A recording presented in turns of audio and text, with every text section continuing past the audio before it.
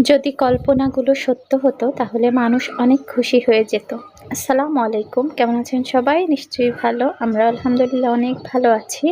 আজকে আমি একা একাই দিনটা কাটাবো। কেন একা একা কাটাবো? সবাই কই গিয়েছে আপনাদের সাথে আস্তে আস্তে শেয়ার করছি। তা প্রতিদিনের মতো সকালবেলা মেয়েকে নিয়ে বের হয়েছি।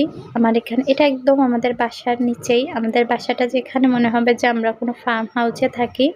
এই সাইডে গরুর ফার্ম, মানে সবকিছু একটা শহরের ভিতরে যদি আপনি একটা গ্রামের ভাইব পেতে চান, মাশাআল্লাহ আলহামদুলিল্লাহ আমি অনেক শুকরিয়া করি এরকম একটা জায়গায় থাকি। আমার তো বেশ ভালো লাগে। আপনাদেরও দেখে আশা করি ভালো লাগবে। আর এই ফুলটা আমার এত ভালো লেগেছে, মানে চিকন একটা গাছ। এটা কি কলম করে লাগানো হইছে না কিভাবে লাগানো হইছে আমি জানি না। দেখে খুব ভালো লাগছে। আর এটা হচ্ছে আমাদের সকালের নাস্তা। আমাদের একটা চ্যালেঞ্জ ছিল, আমি আর আমার ছেলে, যে ভাত তরকারি এগুলা রান্না করব না। আজকে আমরা একটু অন্যভাবে দিনটা শুরু করব। আমার হাজবেন্ড হচ্ছে বাসায় নাই, উনি হচ্ছে একটা কাজে বাড়িতে গিয়েছে। তা বাচ্চা-কাচ্চা, আন্ডা বাচ্চা ২ টা নিয়ে হচ্ছে আমি সময়টা পার করছি। আর ওই যে বললাম না যে কল্পনাতে মানুষ বেশি সুন্দর। দেখেন আমরা হচ্ছে কত কি চিন্তা করি, কল্পনাতে অনেক খুশি হই, তাই না? ওইটা যদি সত্যি আমাদের লাইফে হতো কত ভালো হতো, এরকম চিন্তা করি না? কিন্তু সবসময় কি এমন হয়? হয় না। মানুষের জীবন আসলে জীবনের মতোই। জীবনের যে পর্যায়ে থাকেন না কেন, আমার কাছে মনে হয় সেই পর্যায়ে শুকরিয়া করা উচিত। আল্লাহ যখন কোনো কিছু কেড়ে নিয়ে যায় বা আপনার থেকে কেউ কোনো কিছু বঞ্চিত করে, মনে রাখবেন আল্লাহ তার থেকে দ্বিগুণ আপনাকে কোনো না কোনো কিছু ফিরায় দিবে। আল্লাহ কোনো মানুষের সাথেই অন্যায় করে না। আমরা হয়তো সাময়িক সময়ের জন্য কষ্ট পেয়ে বলি, আল্লাহ আমার সাথে এটা কেন করলে, এটা কেন হলো, এরকম বিভিন্ন কথা বলি না আপসেট হয়ে। কিন্তু বাস্তবে কিন্তু এরকম না। আপনার জীবন থেকে যেটা হারিয়ে যাবে, এটা হয়তো আপনার জন্য সঠিকই ছিল, তবে সবসময় এটা হয় না। তবে মানে আমরা আসলে এরকম চিন্তা না করি যে আসলে এটা কেন হলো। আমরা চিন্তা করব সব কিছু যে করেছে পরিকল্পনা করেই করেছে। ইনশাআল্লাহ আরও ভালো কিছু আমাদের জন্য আগামীতে অপেক্ষা করছে। তাই এভাবে আমি যখন সেলাইয়ের কাজগুলো করি তখন হচ্ছে এরকম এলোমেলো থাকে বাসা। তা আমার হচ্ছে কাজ করতে, আমি নিজের কাজ, নিজের ড্রেস সবকিছু নিজেই করি। কিন্তু কাজটা আমি শেষ করতে পারলাম না। এরকমই হয়। একটা কাজ ধরেছি, পরে ঘড়ির দিকে তাকাবো, দেখবো ছেলের স্কুল। তবে আজকে কিন্তু কোনো মানে বন্ধের দিন ছিল।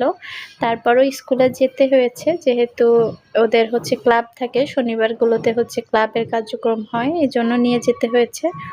আর আমার হাসব্যান্ড সাধারণত বৃহস্পতিবারের দিন অফিস করে বাড়ি চলে যায়। মানে শুক্রবার শনিবার থেকে একবারে রবিবারে অফিস করে আসে। আর এমনিতেও অফিস টাইমে তো অফিসেই থাকে, আর আমিও সারাদিন বাচ্চা-কাচ্চা নিয়ে ব্যস্ত থাকি। তো ছেলে যখন ওই যে গাছ ২ টা দেখলেন, ওইখানে হচ্ছে গাছ লাগাচ্ছিল মালিরা। তারপর আমাকে বলতেছে কি যে, "ভাবি গাছ নিবেন কিনা?" তা এরকম অফার কি আর ছাড়া যায়? আমি যেহেতু গাছপ্রেমী মানুষ, আমি বললাম, "আচ্ছা ঠিক আছে।" পরে ২ টা গাঁদা ফুলের চারা দিয়েছে, আমি বাসায় এনে আগে লাগিয়ে দিয়েছি। উনিও বলছিল যে, "আপনি কতক্ষণ থাকবেন?" আমি তো ২-৩ ঘন্টার মতো ওখানে ছিলাম, ১২টা ১০-১৫ মতো। তারপরে চলে আসছি। বাসায় আসার পরে হচ্ছে আমরা এই নাস্তাটা করলাম। তারপরে এটা হচ্ছে একটা পার্কে ঘোরাঘুরির অংশ ছিল। কি আর করার, মনে হচ্ছিল সময়টাই কাটে না। শুক্রবারের সময়টা আরও বেশি মনে হয়েছিল যে কাটছে না, কিভাবে সময়টা পার করব। তা অনেক সময় দেখা যাবে কি বাচ্চা-কাচ্চা নিয়ে একটু ঘুরতে বের হলে অনেক ভালো লাগে নিজেদেরও। আর চেষ্টা করা উচিত যতটা আসলে সম্ভব পারা যায়, সাধ্য এবং সামর্থ্য ২ টার সমন্বয়ে যেটা করা যায় সেটা আমাদের সবারই করা উচিত।